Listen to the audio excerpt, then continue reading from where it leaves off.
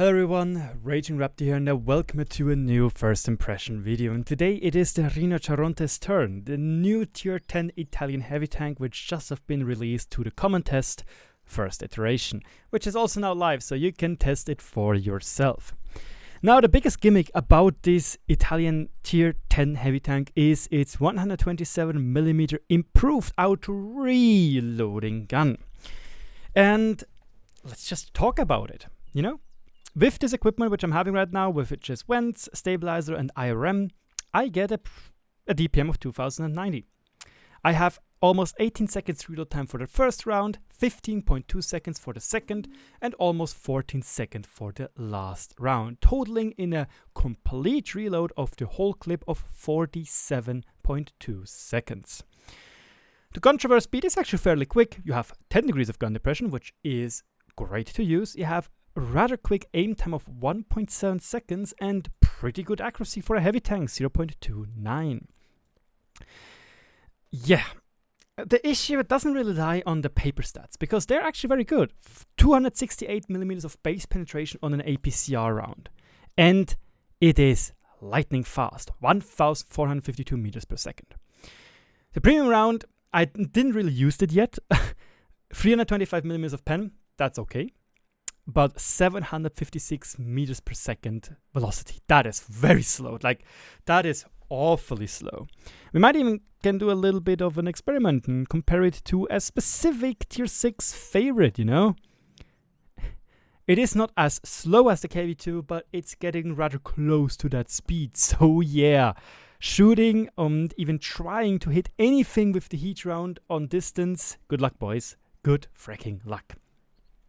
But yeah, the problem is the gun on the paper, except for the bad DPM, doesn't look bad. What isn't shown on the paper is its horrendous accuracy on the move, because apparently it is 0.3. We do not have any, data yet to show this, because Tanks.gg nor Games Model 3D aren't updated yet, but the last iteration, it had 0.3 accuracy on the move. And you really do feel that, and it just feels very frustrating to play. This is also why I decided to play this tank with IRM instead of the HP module or even a turbocharger, because it could definitely benefit from the turbocharger. The survivability is actually not that bad. Yes, 2000 hit points is not that much, but the armor, the upper hull, yeah, it's not that good. It can bounce some stuff if you're in a 10 degrees of gun depression way, and your lower plate is rather big. The turret is very strong. There is to be important to note though that this little knob up here is part of the damage model and it's fairly easy to penetrate. When I was playing against other Rinocharontes, this thing was green. So yes, I know 268mm of base pen is very good, but I'm pretty sure that this thing maybe has around 200 maximum of effective armor. That sounds about right. And the thing is, some people might say, yo, Raging, that thing looks like a Chieftain 2.0, you know, very good turret armor and decent mobility. The thing is, the Chieftain has its cupola in a very, very specific way. Look at how far back it is. And it's to the left side. So not only if you play smart, you can actually completely hide it, but if you're going into a good gun depression rate, it is incredibly hard to hit this cupola because it's almost hidden by the entire forehead of the Chieftain. The Rinoceronte has the problem that this part is mounted on the gun.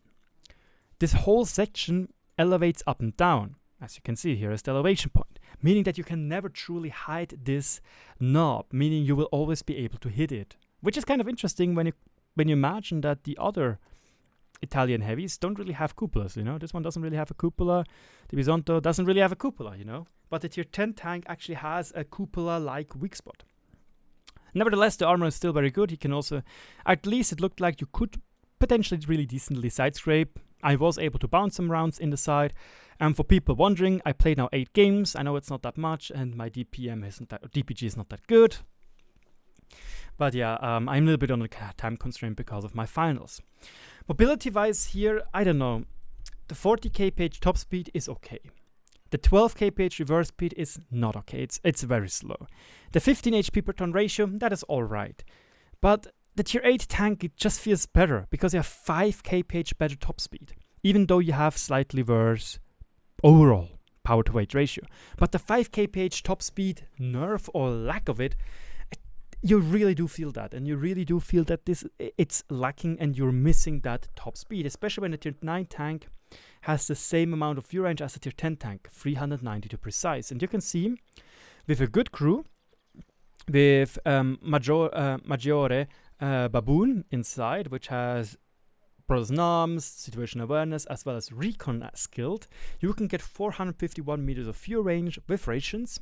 And if you decide to not use that in your survivability slot, depends on the survivability slot, but use, for example, the HP module, you will still have 449 meters of fuel range. So yeah, overall, it is actually not a bad tank. It just gets hampered by lacking top speed and a very trollish gun with very, very bad DPM.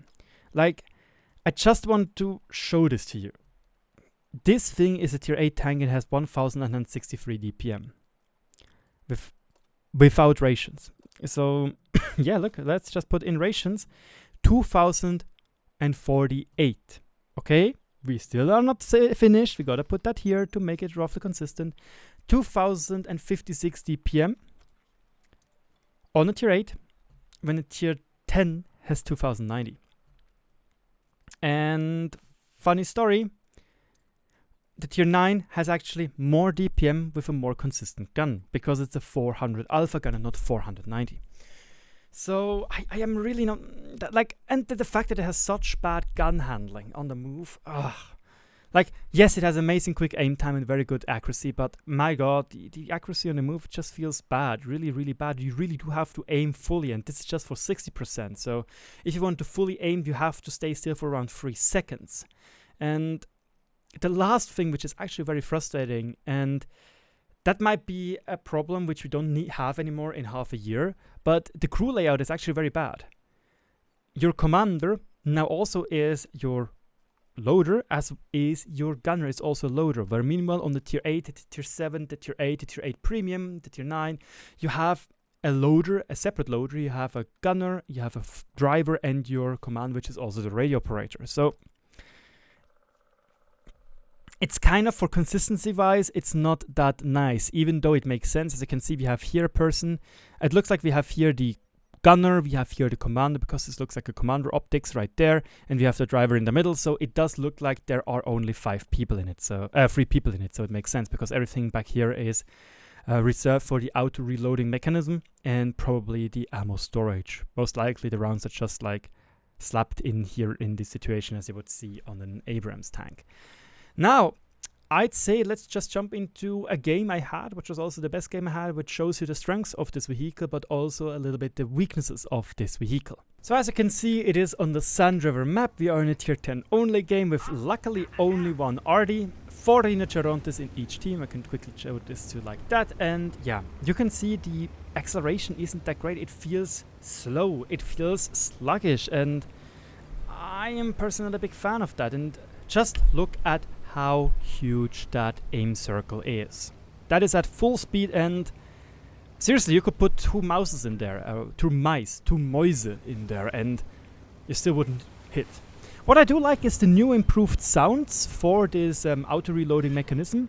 And here, I don't know, we got insanely lucky, so I take that, and the improved auto reloading mechanism helps us to not have such bad DPM. But I don't know, dudes. I don't feel. There are just too many things about this vehicle which makes it boring or even rather underwhelming to play. Now, RT gave us a little bit of a love tap here. Obviously, 25% long reload times, which are insanely long for a considerable amount of time. But now we have a very good position. We can stand here, hold down basically, and maybe shoot at the 50B if he peeks, or even some people up there, maybe even the 60p down here. We'll see. Very good positioning by the 50B, by the way. So that is fairly nice. And yeah, again, what I mean, if I go into a hold down position like this and I'm close to you, it's still fairly easy to hit the spot, you know? You just have to have pretty okay aiming. Was a little bit of annoying on this server. It was quite laggy for some reason. And here we got actually very unlucky. As you can see, we got penetrated on the upper front plate by a heat shunt right there. So yeah, he definitely pens rather easily. We also got hit somewhere on the gun or close to the gun, but luckily it bounced off. So lucky us right there. And yeah, we are aiming fully in. The TVP wasn't ready. He thought it wasn't get spotted. And seriously, this APCR feels great for rough distance shots because it's so fast. But you can see as soon as I move my hull only a tiny bit, the aim circle goes like yit into being a Star Killer base from Star Wars. You know, it's way too big, and it like. I don't know, I understand that Wargaming doesn't want to make this tank overpowered, and they definitely did a very good job not making this vehicle overpowered. In general, I have to say that Wargaming's latest efforts show that they are very decent at making tanks fairly balanced. I still consider the G-Suit to be a one-trick pony, but it gets balanced fairly okay. The same goes for the Bisonte. The Bisonte is a good vehicle, but it's nowhere overpowered or even close to the power level of an Object 703 version 2. But here in the Rinoceronte, I feel like it's a little bit below average or below expectations, so it's okay. Look, this is a common test, and I'm happy that Wargaming is trying to do some more things, and we'll see maybe some changes. And as you can see, we still have to aim very long to be able to get some shots in, you know, or be able to at least hit. We got a little bit unlucky that we bounced the 50B. I think I just hit the gun without hitting any armor behind it.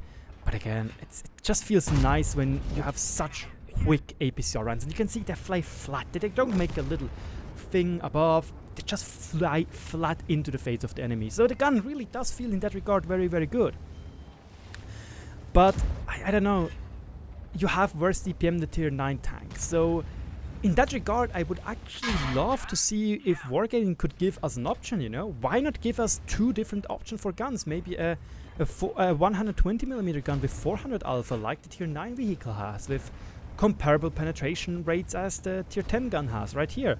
So people can decide, do I want the fat stack damage like on the AMX M454, or do I want to be more consistent with a more consistent gun, which may be just because you have more shots at your disposal might hit more. And now we are a little bit in trouble because I don't know if the 60Ps are pushing, and I don't know what the 50B is doing, because that one is dangerous. He needs 3 rounds to finish me off. I'm now at 2,800 damage, which is already very good. And again, like, if I consider if you're doing like 3,000 damage, you're set. Like as a good player, 3,000 damage is amazing. But yeah, you can see we didn't fully aim in, and for some reason we bounced off the side of the 60P. Now you might say, but Raging, why did you decide to shoot right there? Why don't you reload? It's fairly easy. I already said goodbye to my life. That's it. That's literally it. I said goodbye to my life because I know there is a 50B which is going to be very hungry for that Raptor ass. And you can see, yes, he looks hungry. He is coming down. We luckily enough bounced that shot, and somehow we bounced that shot as well. I guess he hit there. Unlucky for him. Yeah, it looks like he bounced off here, bounced there, and yeah, we are able to turn around fairly quick enough. You can see it is not that quick in turning, and we are able to finish the 50B off while the 60TP is still reloading. And now we have to pray that this person doesn't know how to penetrate. And it looks like we are doing a very good job by trying to block him. And obviously now we have 18 seconds reload time, you know. Boom! And now we have to wait for another 18 seconds. For 490 alpha, he has 754 less time, right, boys? But yeah, you can see he doesn't know where to shoot. He just shoots twice into my gun. Why, dude? This thing right here, it's so easy to hit. It's so huge, and you can easily pen it. Like seriously, that little triangle here, that little tent. It's so easy to pen. I guess he just simply didn't know how to pen me right there, and I was able to get another shot into his driver's hatch. And thank goodness for Artie. I don't care that they stunned me as well. This literally saved my life, and thank you very much. That was actually a very smart play by the Artie. And I rarely say this, that Artie played well, but yeah, that did played well, and I'm happy to survive. Yay, boys! It's something. And we are now at 4,699 damage. Like, that is the thing. Like, the tank, sometimes there are tanks where you feel like when you did a lot, you barely scratch 3000 damage. But in this thing, it feels like when you dealt a lot, you really do feel you did. And here, sadly, we bounced. The server side reticle was not on our side, and yeah, the game is over. The game is over. 4,699 damage, 3,290 blocked, and 1,000 spot. Again, this was the best game I've had in my 8-game session. I just wanted to show you what this tank is capable of. During the other games I had games where simply I just got overran, but usually when I had 2 rounds left in the drum, I was still able to pump out an additional 1,000 damage. And that's the same thing I already discussed in the Bisonte. I had people telling me, yo, Raging, oh my god, the tank is so overpowered. Look at your DPG, it's amazing, it's so big, it's so muscular, it's so juicy. But no, like, the thing is, auto-reloading tanks are in general very, very good at maximizing your damage output. And the thing is, with the Rhino, you rarely want to try and clip. Yes, the improved auto-reloading mechanism actually helps you to get away with it, because you sometimes can get a shot out earlier, which you can't do in a Prosciutto.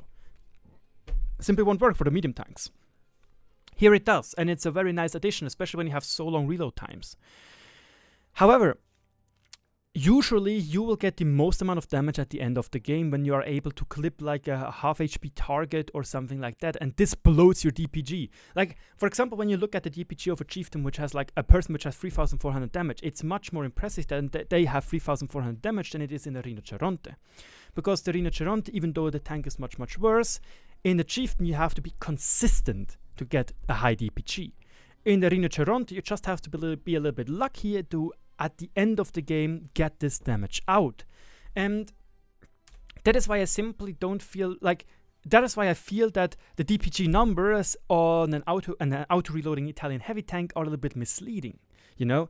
Because they don't really measure how much you impacted the game, but rather how much you were able to farm at the end, because you have that clip potential. Again, 1,470 damage in 8 seconds. That is a lot of damage. That is an absurd amount of damage. But then again, if you rewatch the replay I just showed you, you will notice that there were only like 2 instances where I was at 3 rounds. Usually I was hovering around 2 rounds, and while I was playing this game, I was like, yeah, I guess it works, but it's not that nice. And I don't know, personally speaking, I feel like if Wargaming would remove 1 round of the autoloader, the tank would automatically become a lot more interesting. Like, I don't know if Wargaming considers the 3 rounds to be a little bit too much, you know? That's why they nerf basically everything, like DPM, accuracy on the move, etc. Or something else, you know? Like, if I personally would need to buff this vehicle, I would consider to give the players an option. Give the players the opportunity to maybe take a 120mm gun. I don't even care if it's a copy-pasta of the Prosciutto on the tier 9 tanks gun, you know? Sure, it has a little bit worse penetration, but it's more consistent. And that would be a nice feature. So we can decide, do we want to have the 400 alpha gun, or maybe even a 420 alpha gun, or the 490 alpha gun. Again, let the people decide. That is a good thing to do for you as a company, because it keeps the game fresh. And if I'm getting tired of the 490 alpha gun, I can switch to 420 or 400 alpha gun, you know? Another thing, if I don't need to buff or change anything, but change a little bit of the mechanic, a little bit bigger things, I would consider maybe removing 1 round. Make this tank a little bit more consistent and more interesting, you know? Like, more consistent, not like so deadly, so you have to nerf everything else, you know? Sure, 1,000 burst or almost 1,000 burst in, I don't know, in 4 seconds is still a lot, you know? But I feel like it's a lot easier to balance 1,000 burst in 4 seconds than 1,500 burst in 8 seconds. I don't know, I just feel like it's a little bit easier to change. In general, I feel like Wargaming did a pretty good job at making this thing balanced, but I do feel like there needs to be one thing which needs to be buffed. I heard people say buff the DPM from the competitive scene, and I have to say, no, I'm not a fan of buffing the DPM. I'd much rather have a more accurate gun. I can live with shit DPM. I can live with that without any issue. But if the gun is actually behaving like it should, like just give it better gun handling on the move and during turret traverse. Make it fairly accurate-ish. It's like, make it hash trash DPM, I don't mind that, but it is interesting to see that it's one of the most accurate heavy tank guns in the game. With a very, very good standard round, you know? So keep going with that theme and give it good gun handling. That would be amazing. Like, then I wouldn't cry anymore. But I feel like that Wargaming is very confident in shipping the tank like this, and I'm fine with that. And maybe in a half a year we'll see some buffs to the Rinoceronte, because at the moment I don't feel like this vehicle is going to be strong. It is okay at best. You know, it definitely needs something. But yeah, that's my personal first impression of the Rinoceronte. Sorry if I talked so much and showed so little, but it's just like I wanted to do right now. I just want to give you my first impression of this new Italian heavyweight. Thank you so much for watching. Don't forget to subscribe if you always want to be up to date and want to hear the voice of a Swiss-German community contributor, which is from the clan Odermartis, which isn't that bad of a potato. And thank you so much for watching. I don't know if I will be doing more CT stuff, because yeah, next week I have my finals and they are important. Thank you so much for watching. Thanks for everyone sending me wishes and thumbs pressed or fingers crossed for the finals going well. Thank you so much. It's appreciated. I simply don't have time for always to answer. Cheers, good luck on the battlefield, and I'll see you around.